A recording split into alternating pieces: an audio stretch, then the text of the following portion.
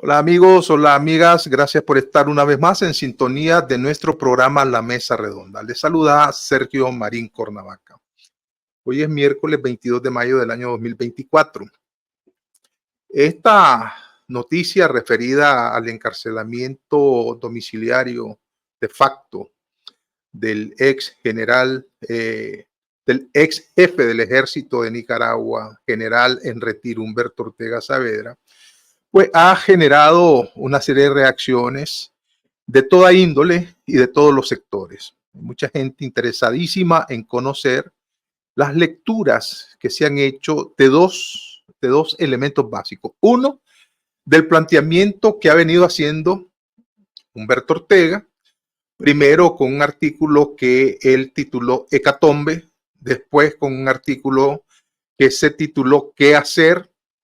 Y eso lo remata con una entrevista que concedió el domingo recién pasado a Fabián Medina de Infobae, una plataforma informativa que se origina en Argentina, pero que concita la atención en América Latina. Muchos actores políticos de alto relieve se han pronunciado sobre los planteamientos estratégicos de Humberto Ortega en estos tres en los dos artículos y en la entrevista. Pero también se han referido a la reacción que el régimen de Daniel Ortega y Rosario Murillo ha tenido con relación a esa entrevista y cuál es la reacción, la que todo el mundo conoce: encarcelar al general, quitarle sus aparatos de comunicación, televisión, internet, teléfono celular, computadoras, aislarlo. No sabemos cuál es el paradero de su secretario personal ni de su compañera de vida. No sabemos en qué condiciones se encuentran el personal que labora o laboraba en la casa del general Ortega. Y a ciencia cierta no se sabe cuáles son las condiciones de salud del general Ortega. Hoy circuló en las redes sociales un comunicado de la policía donde escuetamente informaba que una unidad del Ministerio de Salud le estaba brindando atención médica al general Ortega. Hay que recordar que en el año 2000 el general se practicó una operación de corazón abierta acá en Costa Rica y que a partir de ahí pues ha quedado sumamente delicado. Es un enfermo crónico con una situación muy difícil, muy precaria. Y así lo sorprende esta decisión que viene directamente de Rosario Murillo, pero también no podemos obviar la complacencia, ¿verdad? Y si no, la complicidad del propio hermano del general Ortega. Me refiero al dictador Daniel Ortega. Hoy, como producto de estas reacciones de las personalidades que ya hemos aludido, Mónica Baltodano publica, la ex guerrillera, comandante guerrillera Mónica Baltodano, historiadora, política, activista política, publica en la plataforma informativa Confidencial un artículo de opinión que titula ¿Por qué impusieron casa por cárcel de facto a Humberto Ortega? Entonces nos va dando la lectura que ella hace del por qué, pero también va poniendo los ejes que el general dio a conocer en esa entrevista con Fabián Medina. Para conocer de viva voz este artículo de opinión y que nuestro amplio auditorio conozca lo que aquí plantea, hemos invitado a Mónica Baltodano, que ya está conectada con nosotros y vamos a conversar con ella. Bienvenida, Mónica. Siempre es un gusto tenerte por la mesa redonda. Bienvenida. Gracias, Sergio, por darle el espacio en este tan importante programa que tiene un gran alcance, no solamente entre los nicaragüenses que estamos en el exterior, sino adentro y además entre un amplio público, entre todos los exiliados. Gracias, Mónica. En tu artículo de opinión decís que las afirmaciones recientes de Humberto Ortega en la entrevista pública en Infobae y también recogida por la prensa desató un mar de comentarios y especulaciones, ¿verdad? Dicen, no se puede obviar que Humberto Ortega fue comandante de la revolución en 1979, primer jefe del ejército, creado después del derrumbe de la Guardia Nacional y uno de los estrategas del tercerismo, tendencia que planteó la urgencia de las políticas de alianzas y de las insurrecciones en las ciudades. Aquí vos estás haciendo una reseña, ¿verdad?, de este perfil histórico que mucha gente no conoce porque la mayoría de jóvenes no conocen este perfil. ¿Qué es lo significativo de este planteamiento de Humberto Ortega como para generar una reacción tan desmedida, tan desproporcionada, tan visceral de parte del Carmen contra este personaje que simboliza para bien o para mal de muchos, ¿verdad?, un ícono en una parte de la historia de Nicaragua? Bien, Sergio, yo creo que es muy importante desmenuzar la entrevista, lo que uno ve claramente o puede leer claramente de esa entrevista y obviamente también analizar qué pueden haber detrás de algunos de sus planteamientos, de algunos de sus silencios, de algunas de sus afirmaciones, porque evidentemente él es una figura que tiene su propio... Es cierto que en los últimos años, después de que él salió del ejército, él prácticamente se apartó de la política, se apartó incluso del Frente Sandinista, pero sí, eventualmente él ha tenido comparecencias sobre las situaciones complejas que le ha tocado vivir a Nicaragua desde los años 90 y en esta coyuntura en la que vemos cómo cada día se recrudece en las acciones represivas del régimen a unos niveles que nunca habíamos sospechado, pero también incluso que no conocimos en algunos aspectos en tiempos del somocismo. Es muy importante escuchar y escudriñar la opinión de Humberto. Y creo que es significativo que él aborda temas muy espinosos. Yo trato de decir, bueno, ha de haber sido una bomba, como una gran bomba en el Carmen, la afirmación que él hizo de que Daniel Ortega puede desaparecer en cualquier momento. Y cuando lo dice no se refiere exclusivamente a la desaparición física o la muerte, sino a la necesidad de que sea removido y que él no mira dentro de la actual estructura de poder el relevo. Y dice claramente que ni Rosario Murillo ni los hijos de Daniel y Rosario Murillo tienen la autoridad, tienen la historia, tienen la fuerza, tienen el reconocimiento como para ser los relevos, ¿verdad? Y esa es realmente una afirmación muy importante que obviamente iba a tener repercusiones en el Carmen, como lo vimos, pues, como se confirmó con las acciones del domingo y las acciones del día siguiente, pues que prácticamente tienen reducido a Daniel, a Humberto a casa por cárcel, ¿verdad?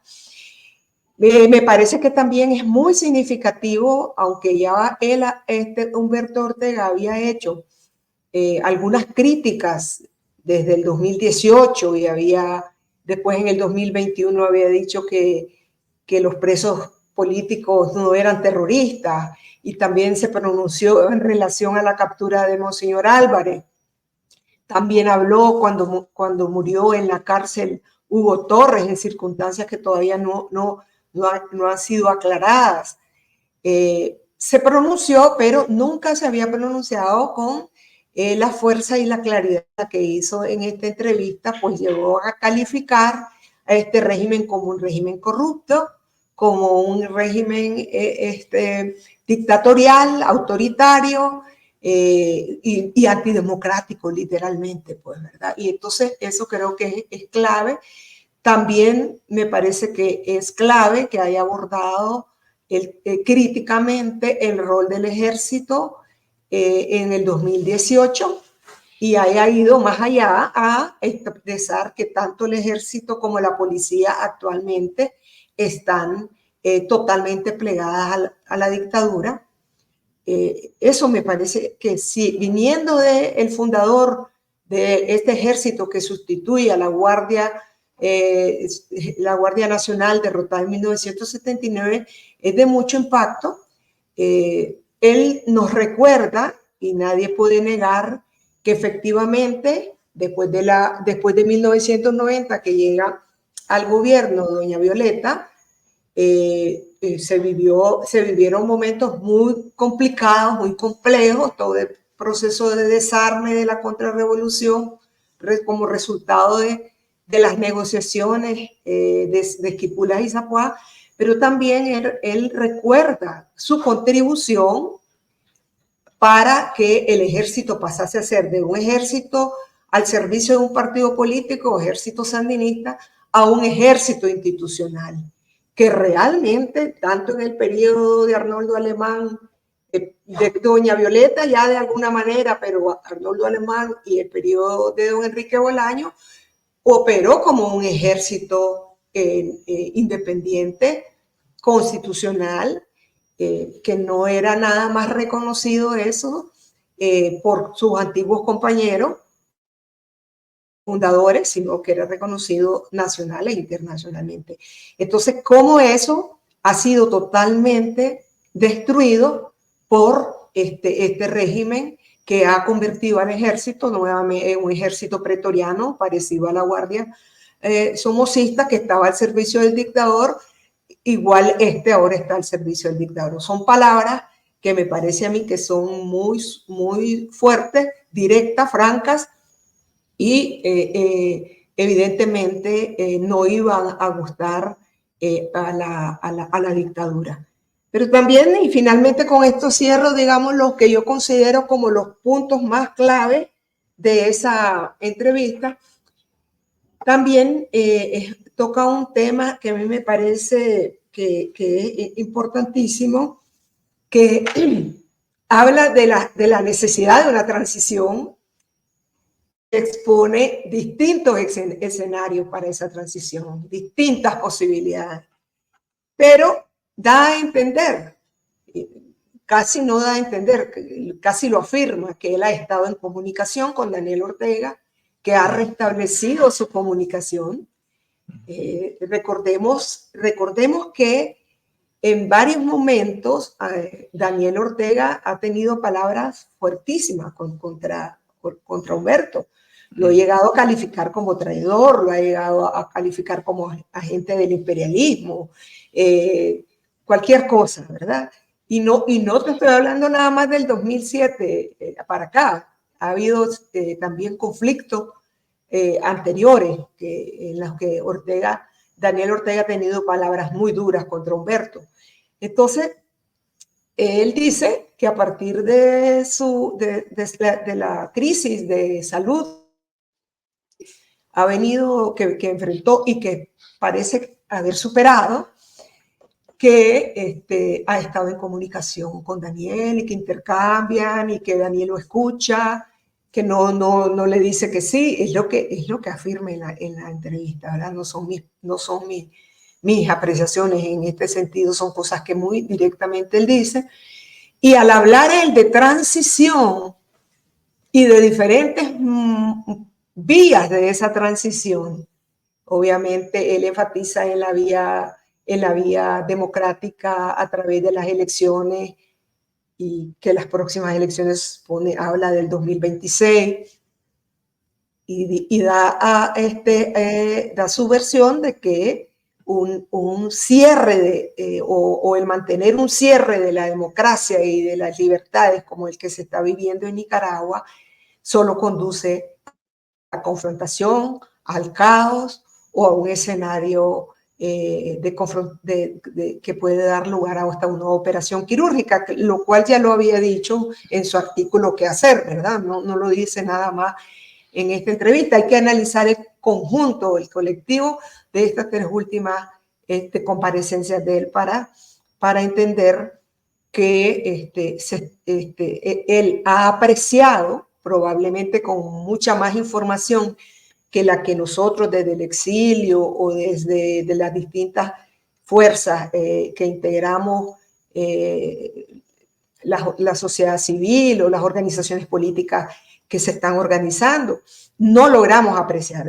Es probable que él tenga mucha más información que le permita apreciar un nivel de crisis interna en los aparatos de poder que lo llevan a afirmar que la imposición de un relevo como el que está planteándose con Rosario y sus hijos pues va a conducir al caos, a la confrontación o a una inviabilidad que hasta puede dar lugar a la necesidad de intervención del ejército. Digamos de forma muy sintética, ¿verdad? Porque realmente es una entrevista que hay que profundizar también con análisis colegiado, colectivo, de diferentes fuentes, de gente que puede tener otras fuentes también de información que creo que son muy importantes.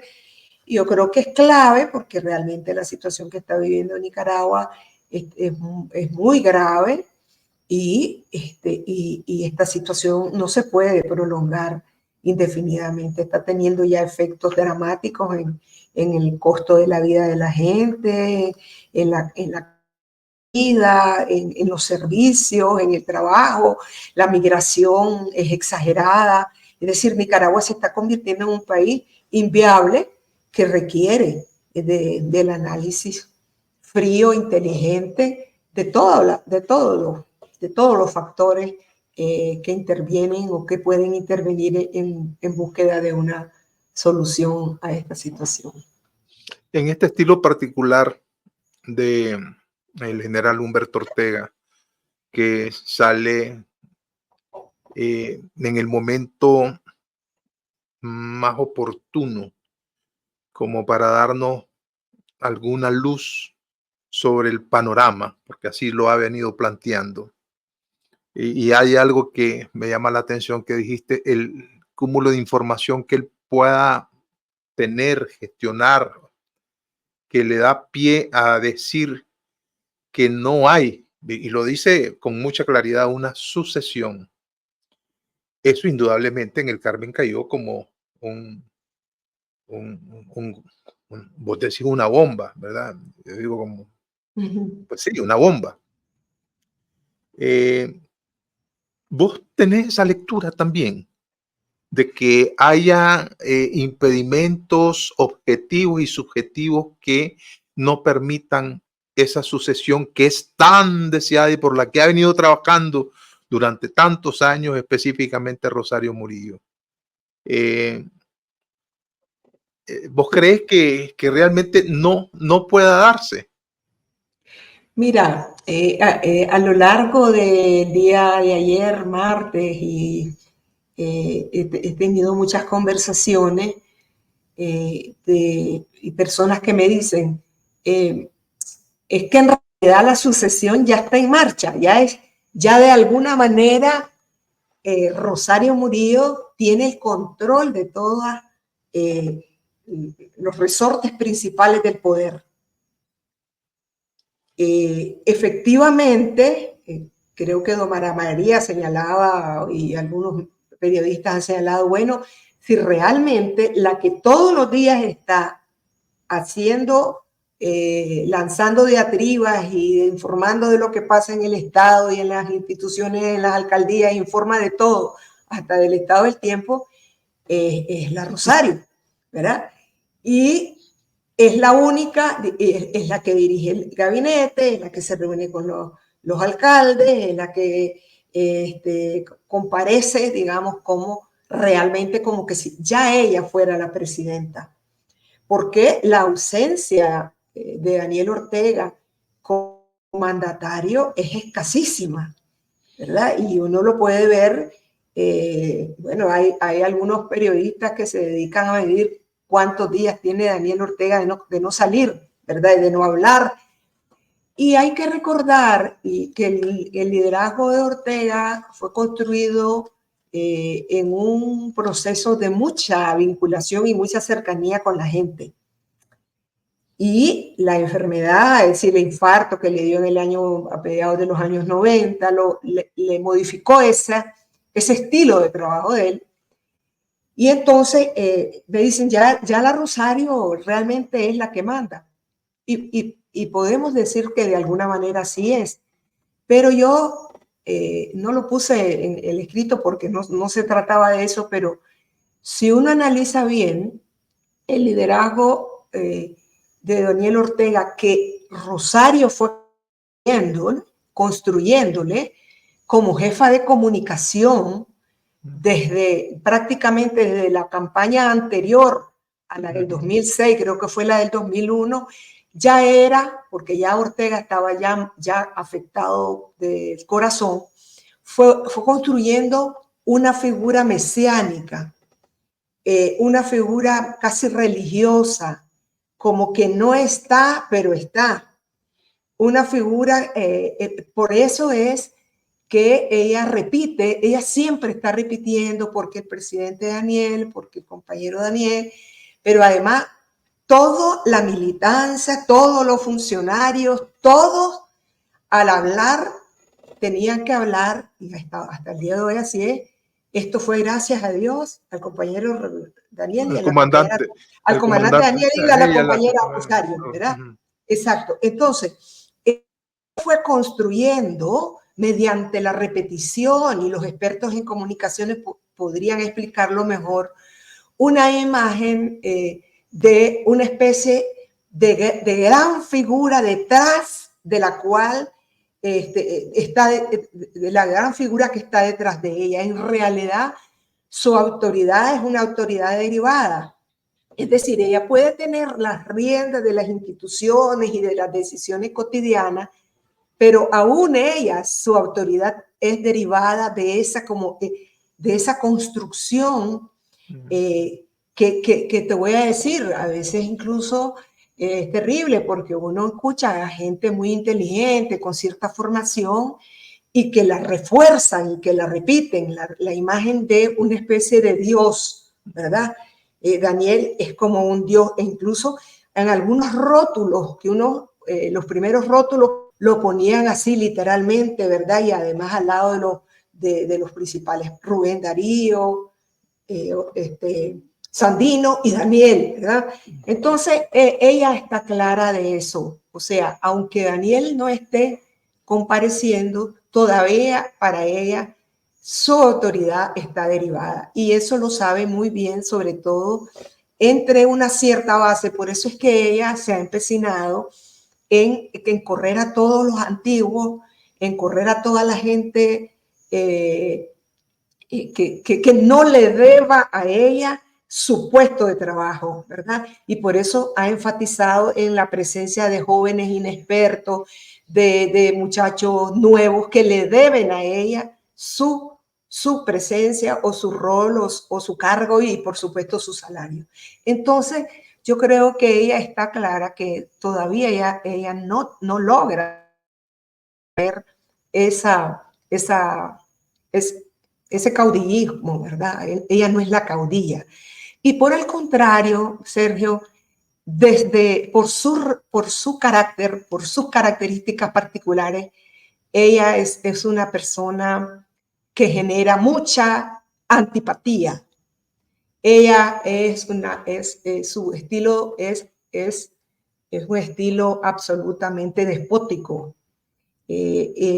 intolerante, no soporta, no puede escuchar largamente a alguien que opina diferente a ella. Lo calla y lo manda al carajo, si es posible, desde las mismas reuniones. Entonces, ese estilo despótico se sabe que no ha generado la autoridad que ella quisiera. Entonces, aunque vos tengas poder, si no tenés autoridad, si no tenés ascendencia, si no tenés respeto. No la respetan a ella. Ella ha sustituido el respeto por el miedo. O sea, algunos aparentan expresarle respeto, pero en realidad lo que tienen es miedo que los corran, miedo que los sancionen, miedo que los descalifique. Entonces, yo creo que eso lo sabe mucha gente, ¿verdad?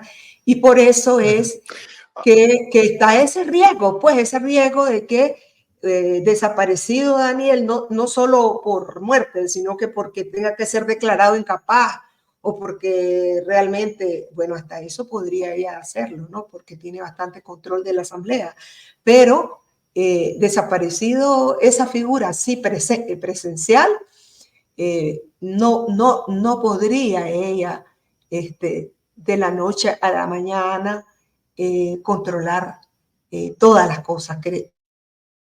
Creo yo que en eso Humberto tiene razón y debe de conocer otras informaciones que se lo reafirman. Pues.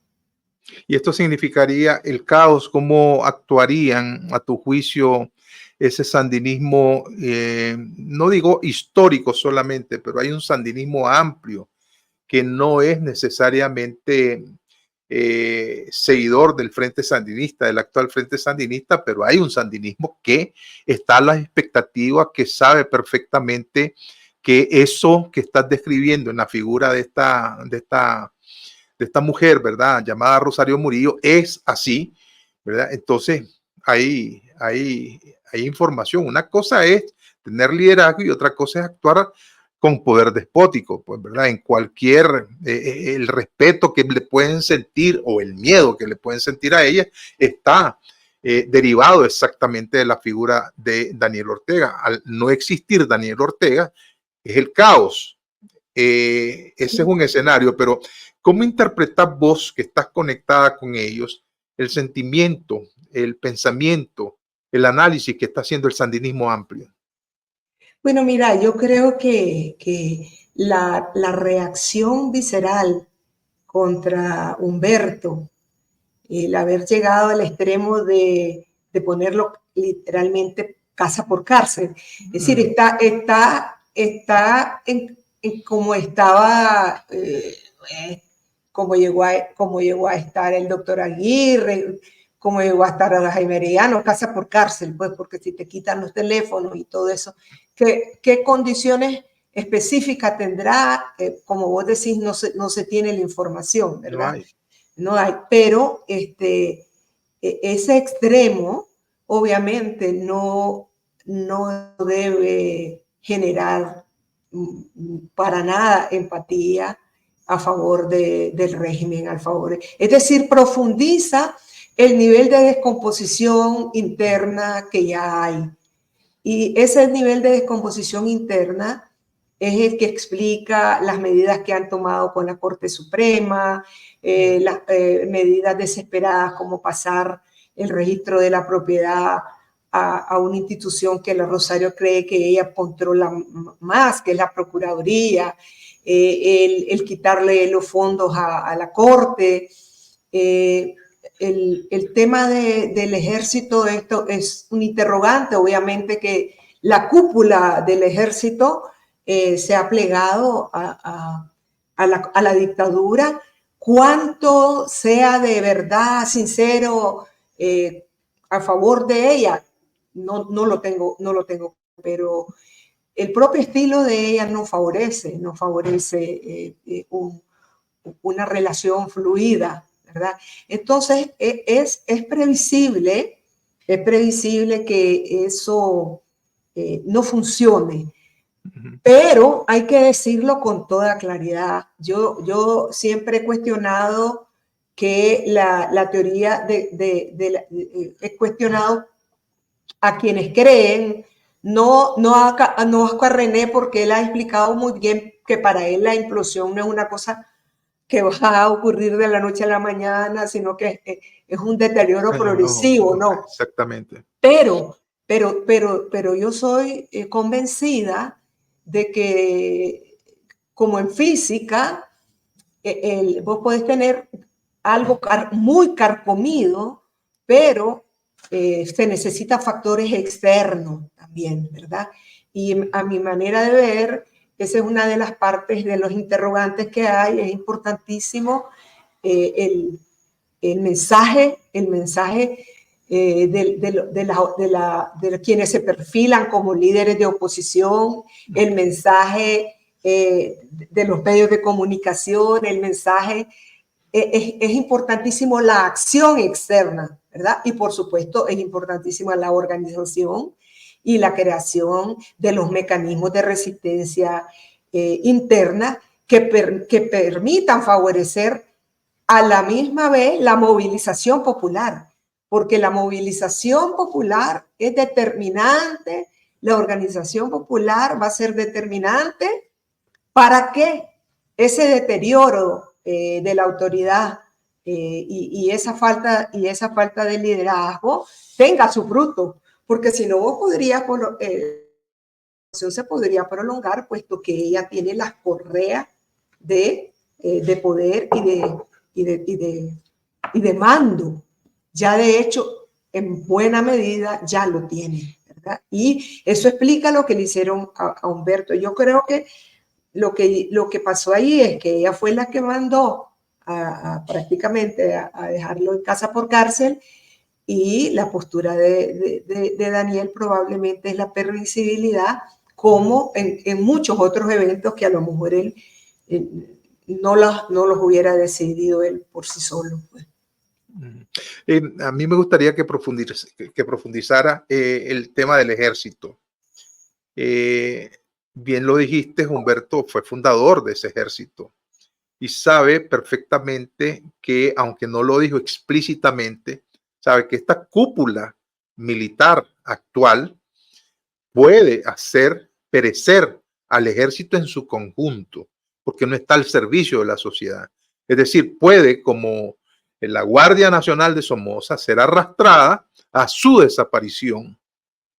Pero también se entiende que hay algunos factores que son imponderables y que a lo mejor se opera un cine negro, como dice Oscar René, a lo interno, y que una serie de coroneles, de mayores, de tenientes coroneles, ¿verdad?, que no están participando de la corrupción de la cúpula, puedan reflexionar y decir, bueno, si esta es la vida que yo decidí llevar y yo tengo que salvar esta institución, ¿vos crees que esa sea una probabilidad, una posibilidad, una lectura? Sí, evidentemente que parte de las acciones que ha implementado dictadura, y no solamente, yo en este caso creo que con participación directa de Daniel Ortega, es ir dejando en la estructura de mando lo que ellos consideren más fiel o más dócil. Por eso es que tienen que reelegir una y otra vez al general Avilés, ¿verdad? Pero a su vez, como muy bien han analizado expertos, eso ha creado un tapón que impide el ascenso y la opción de llegar a los más altos grados a otros, cosa que es un asunto absolutamente natural. Las aspiraciones en una institución, y eso no solo ocurre en el caso del ejército, sino de la misma policía, ¿no? Con el congelamiento de las jefaturas ahí, ¿verdad? Entonces se genera de forma natural una presión de abajo. Pero por otro lado, efectivamente, y yo no diría, fíjate, solamente por razones de la institucionalidad o porque el ejército puede estar en riesgo en una situación caótica, sino que por los mismos intereses corporativos que se han generado en el ejército. Porque una de las cosas que se ha producido en los últimos 17 años es que Ortega ha involucrado a los altos mandos en negocios, ¿verdad? Los ha favorecido su enriquecimiento, los ha dotado de determinadas capacidades económicas le permitan a él controlar y garantizar la fidelidad. Pero eso vos sabéis que nunca fluye hacia abajo, generalmente se concentra en las partes de arriba. Entonces también eso genera contradicciones y yo diría que también es un factor que puede permitir que en un determinado momento digan, ok, se nos van a caer todos los negocios. O sea, no es solo el derrumbe de la institución, sino que un derrumbe que a la vez significa el derrumbe de sus situaciones personales y de sus negocios. Todo eso entra en consideración a la hora del análisis de que, bueno, nos vamos a hundir con el barco o vamos a propiciar otro tipo de salida. Ese es un tema que se tiene que analizar también como parte de los escenarios. Yo creo que quienes están aspirando a ser parte de la conducción política del país, del futuro país, tienen que hacer esos análisis desapasionadamente, con objetividad, de alguna manera con un tanto de pragmatismo, ¿verdad? Porque son parte de los escenarios que pueden ocurrir en Nicaragua. Mónica, el tema de las agrupaciones políticas, como las llamó el general Ortega, ¿qué lectura crees vos que puedan estar haciendo los diversos grupos de oposición que se asientan, pues, un sector en Costa Rica, otro sector en los Estados Unidos, de esta coyuntura específica, y qué resultados tangibles se podrían generar en un periodo relativamente corto, pues, ¿verdad? ¿Podrán entender esta difícil coyuntura con una propuesta que ahí está dejando Humberto Ortega? Eh, y a juicio, ¿verdad?, de la dictadura donde Humberto Ortega le dice, bueno, aquí el llamado a generar, ¿verdad?, un acercamiento es el presidente de la República, pero ese presidente de la República está ausente. Prácticamente Rosario le dio un golpe de Estado, es decir, lo tiene secuestrado. Ella es la de todo. Pero centrémonos en los grupos de oposición. ¿Qué lectura creemos que están haciendo? ¿Es acertada, es desacertada? ¿Cuál es tu opinión al respecto? Mira, obviamente sobre las opiniones de los grupos de oposición será mejor que ellos la den, ¿verdad? Vamos a ver cómo reaccionan. Yo he tenido algunas reacciones positivas de gente con la que tenemos diferencias ideológicas en relación al análisis que hice en ese artículo que publicó Confidencial. Pero hay que ver que Humberto hace un análisis en sus anteriores artículos sobre el tema de la geopolítica, de la situación geopolítica, que es lo que lo lleva, bueno, hace análisis. Creo que vos estuviste analizando con el profesor, el historiador Vladimir de la Cruz. Vladimir de la Cruz, el análisis de cómo se están moviendo todas las potencias y las contradicciones y las guerras y los peligros que entraña una conflagración, una confrontación de potencias en un mundo en el cual están del día las bombas atómicas. A mí me parece que es correcto, ¿verdad? Y entonces él advierte, bueno, Nicaragua es como una pulguita, ¿no? En ese gran escenario de la confrontación bélica, y por lo tanto resulta riesgoso volver a tratar de revivir, que es lo que ha hecho Daniel Ortega y Rosario Murillo, la Guerra Fría o el alineamiento a uno de los polos de lo que antiguamente se llamó la Guerra Fría, ¿verdad? Y alinearse y aparecer claramente confrontándose con los Estados Unidos cuando estamos tan cerca de los Estados Unidos, el comercio con los Estados Unidos. Es una advertencia que hace Humberto, ¿verdad? Y en esa advertencia entonces es que llega él hasta afirmar ¿verdad? Que Nicaragua podría verse inmersa en un conflicto en el que no deberíamos de estar nosotros metidos, sino buscando cómo solucionar los ingentes problemas materiales de un país que sigue siendo un país atrasado, un país con enormes déficits de carácter social, etcétera, etcétera.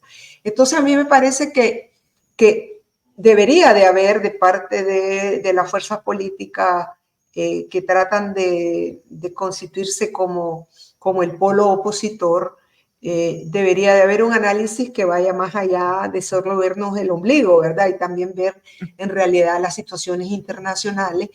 Y creo que eso es un buen llamado, ¿verdad? Pero habrá que ver si algunos sectores de la llamada oposición superan el análisis visceral, hacen realmente un análisis con el cerebro y no con el hígado, ¿verdad? Y que entiendan la importancia de uno de los llamamientos que él hace, que yo en mi artículo respaldo y digo, hay muchos dentro de la oposición que están de acuerdo en dos cosas que aunque sean antisandinistas, anti-humbertistas, lo que sea. Y uno es que la mayoría ha dicho que el camino para salir de esta crisis que estamos es el camino de la lucha cívica y pacífica. Es decir, que por primera vez en la historia de Nicaragua hay consenso, por lo menos dentro del sector opositor, de que, o de las mayorías, pues, porque todavía pueden haber sectores que no, de que no debemos de llegar a la confrontación bélica o volvernos a matar uno a otro. Eso me parece que es una cosa clave. Creo que en otros espacios lo hemos debatido también. Pero él también entonces hace el llamado a que eso supone tolerancia, ser capaces de construir una propuesta colectiva en donde superando, digamos, o poniendo temporalmente las diferencias ideológicas, seamos capaces de ponernos de acuerdo en las cosas claves inmediatas del día después de Nicaragua, ¿verdad? ¿Qué es lo que le estamos proponiendo a Nicaragua? Pero y que entendamos de que no va a ser posible esa nueva Nicaragua a partir de que los unos aniquilen a los otros o los otros aniquilen a los unos, ¿verdad? Que eso es ya un aprendizaje que creo yo que nos ha dejado esta última etapa de la historia de Nicaragua, el convencimiento de que la vía tiene que ser cívica, democrática, pacífica, y lo otro es que la Nicaragua no le pertenece ni a los sandinistas, ni le pertenece a los antisandinistas, ni a los liberales, ni a los conservadores, ni a los católicos, ni a los evangélicos, es de todos los nicaragüenses, y que por lo tanto tenemos que ser capaces de construir, ¿verdad?, un consenso mínimo básico sin querer borrar de un plumazo las diferencias, porque eso no va a ser posible, pues. También el general se refirió en la entrevista a la apuesta que hace el régimen Daniel Ortega, y entendemos, pues, ¿verdad?, que lo está haciendo también, que es su gran apuesta a Rosario Murillo, alineándose con Rusia, con China, el Tratado de Libre Comercio con China, los grandes megaproyectos que han sido humo hasta la fecha.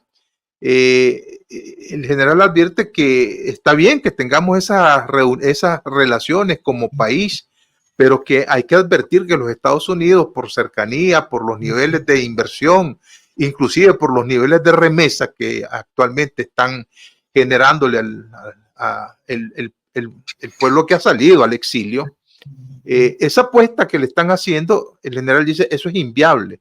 Oscar René aquí demostró con cifras del mismo Banco Central que eso es irreal.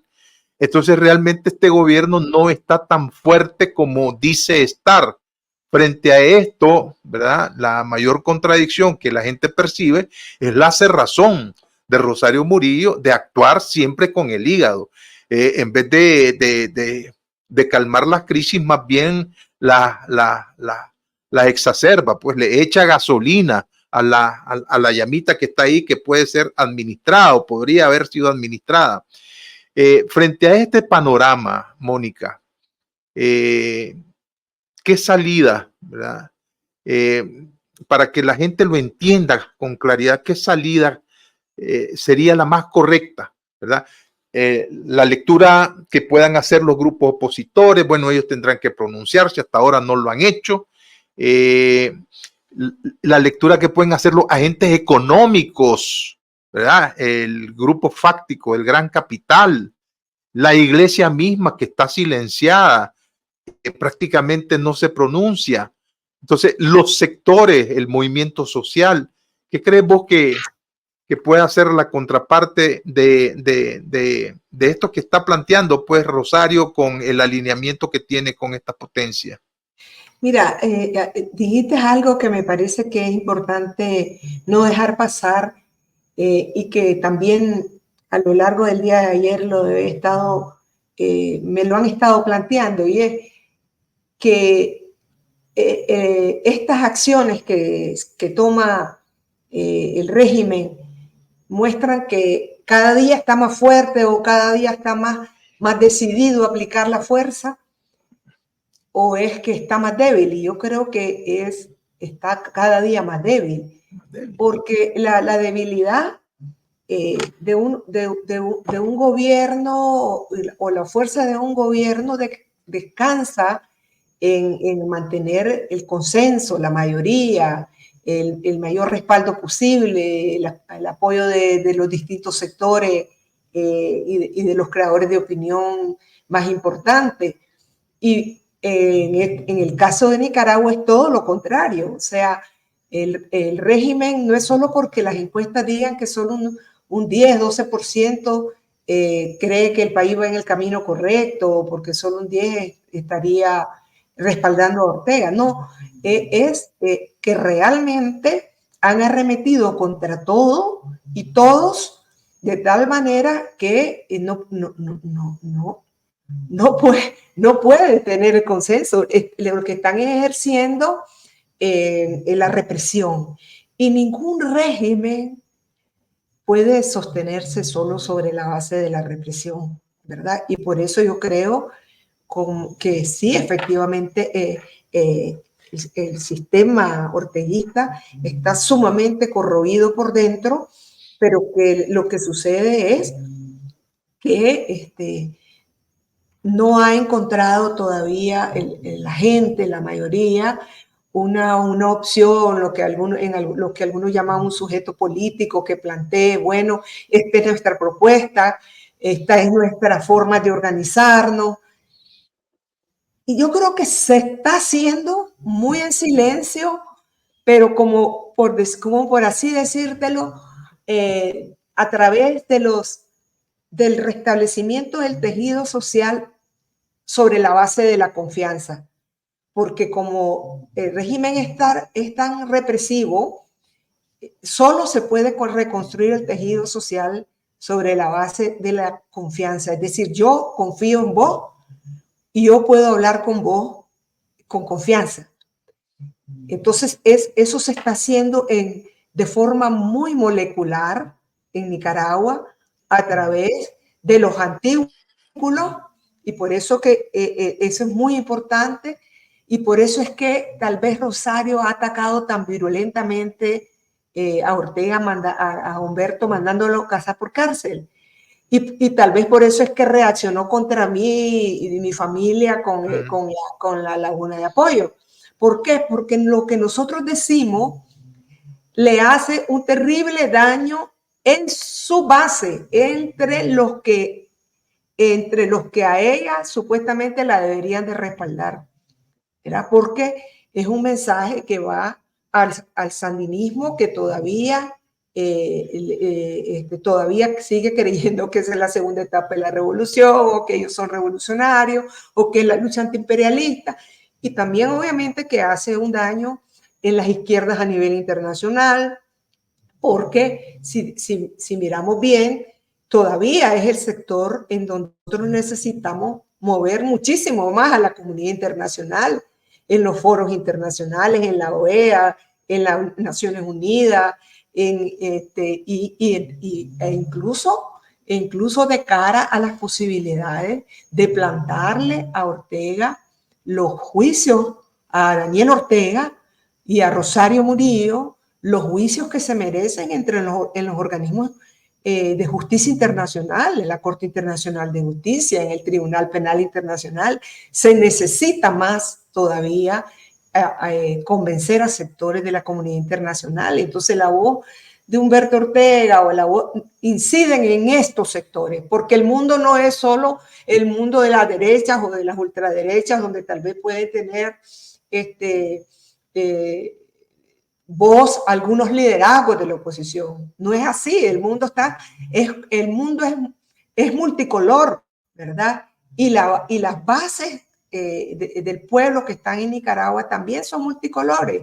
Entonces, ¿a quién le va a llegar mejor el mensaje a las bases liberales? De los liberales. Está bien que los liberales hablen con los liberales, pero nosotros podemos llegar también a un sector que es muy importante, que es el sandinismo y toda una masa que tiene que ser activa también a la hora de la labor de derrumbe de este régimen, ¿verdad? Y ya sea por la vía de nuevas sublevaciones. Eso no está cerrado. No está descartado, claro. ¿Verdad? Y como creo que ayer decía Oscar René, o anteayer, decía Oscar René, cómo la gente entusiasmada salió a calles con la bandera, se les olvidó que la bandera azul y blanco es un símbolo subversivo en Nicaragua, ¿verdad? Porque el régimen la convirtió en un símbolo subversivo y salieron a celebrar que había ganado la Cheney en Miss Universo. Entonces vos no sabés.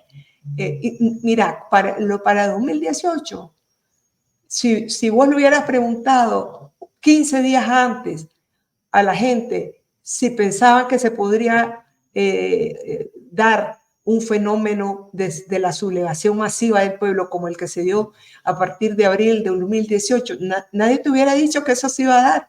Entonces, la página de nuevas sublevaciones no están cerradas, pero también puede ser, y las sublevaciones no son antidemocráticas. En el mundo, muchos regímenes han caído por sublevaciones cívicas, porque cuando los caminos de la democracia formal se cierran, tenés que recurrir hasta la rebelión, hasta la iglesia te permite la rebelión, y en algún momento hasta te permitió la rebelión armada cuando los regímenes son extremadamente violentos y terribles, ¿verdad? Ahora eso no está al orden del día, el tema de las armas, pero sí el de la sublevación, el de los levantamientos populares cívicos, se puede volver a dar. Ahora, ¿quién te dice que en una nueva sublevación no podría ocurrir que ahora sí, digamos, la policía se niegue a disparar? Bueno, menos la policía o el ejército digan, no vamos a permitir de nuevo paramilitares. Son escenarios, ¿verdad? Pero eso supone que una oposición organizando abajo un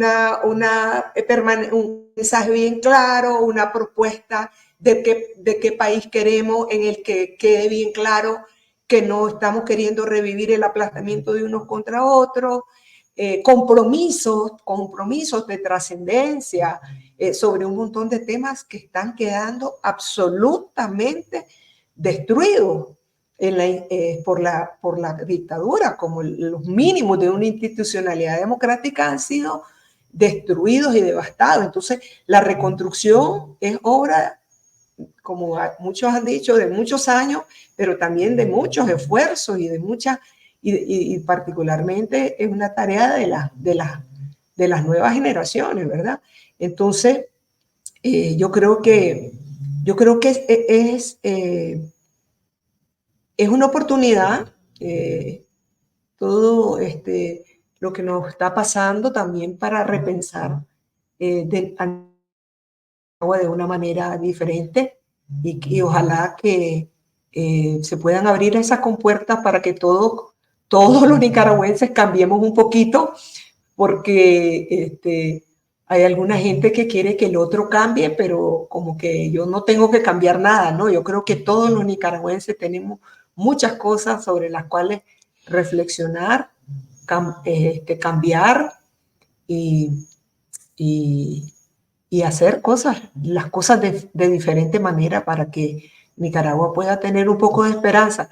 Ayer yo le decía a un periodista, cuando dice, pero caos, ¿qué tipo de caos se va a poder producir en Nicaragua? Y le decía yo que en el mundo hay países que tenían regímenes o estados muy estables, fuertes, democráticos. Te voy a poner un ejemplo, caso de Ecuador, y su situación se deterioró enormemente en breve tiempo, ¿verdad? Y hemos visto cosas en Ecuador que eran impensables.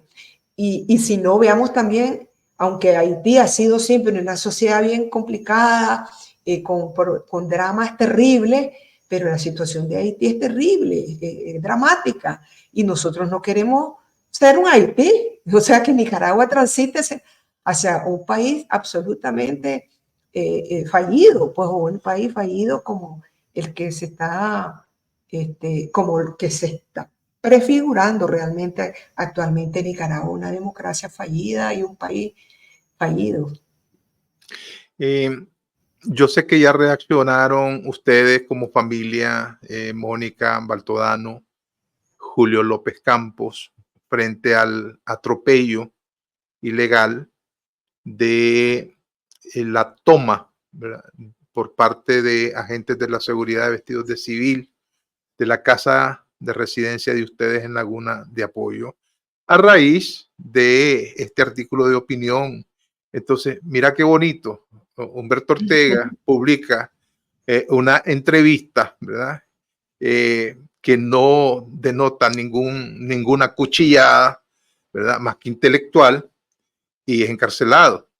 Mónica Baltodano hace un artículo de opinión y el régimen actúa visceralmente. Se confirma entonces la hipótesis de que no actúan racionalmente, sino que visceralmente. Pero ¿cuál es tu reacción en un minuto sobre este nuevo atropello que ustedes, como revolucionarios, como activistas sociales, vos como historiadora, pueden hacer de esta situación? Bueno, esto nos ha pasado porque hemos tomado la decisión de hace varios años. Bueno, yo estoy luchando contra la deriva autocrática y autoritaria, misógina también, de Daniel Ortega desde el año 1998, finales de 98, que se comenzó a prefigurar el pacto, después de que también me convencí de la denuncia de Soy la América, porque yo al principio no le quise creer, ¿verdad? Quise creer más la disciplina partidaria, pero desde entonces yo estoy luchando, pero de forma sostenida e incansable, ¿verdad? Y las medidas represivas que hemos sufrido, bueno, la desnacionalización, la separación de la familia, los bienes, no nos va a callar, ¿verdad? Y yo quiero decir que hay sectores que dicen, está bien que le quiten a la Mónica porque ella era piñatera. Yo te voy a decir, dicen, ¿verdad? La gente que piensa visceralmente.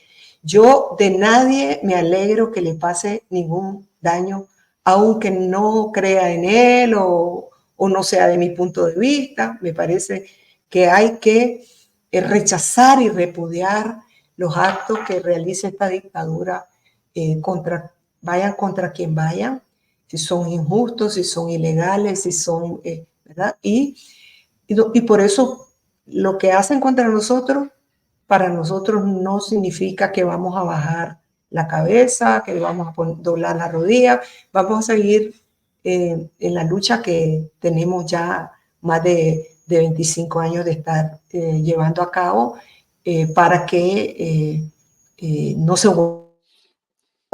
Primero decíamos no queremos otra nueva dictadura, ahora es para que acabe esta dictadura y que Nicaragua pueda ser de todos los nicaragüenses y que podamos regresar a nuestro país y de reencontrarnos con nuestras familias y juntarnos con nuestros nietos y nietas allá en ese hermoso, bello país. Tengo una última pregunta, Mónica, porque el régimen, ¿verdad? Siempre nos ha venido sorprendiendo. Nosotros decimos, no, eso es improbable que lo haga el régimen, pues no es posible que dejen morir en la cárcel disminuido a un hombre como el general Hugo Torres. Y sucedió. Y Sí. también nos decíamos, es improbable, pues, ¿verdad? Que su propio hermano mande echar preso a su hermano, pues, ¿verdad? Y sucedió. Ya sea que por complacencia, por omisión o por complicidad, por lo que sea, por la razón que sea. ¿Cómo ves? ¿Cómo vislumbras si eso es posible? El futuro del general Humberto Ortega en las condiciones en las que actualmente se encuentra en términos de salud con esta situación generada por Rosario Murillo.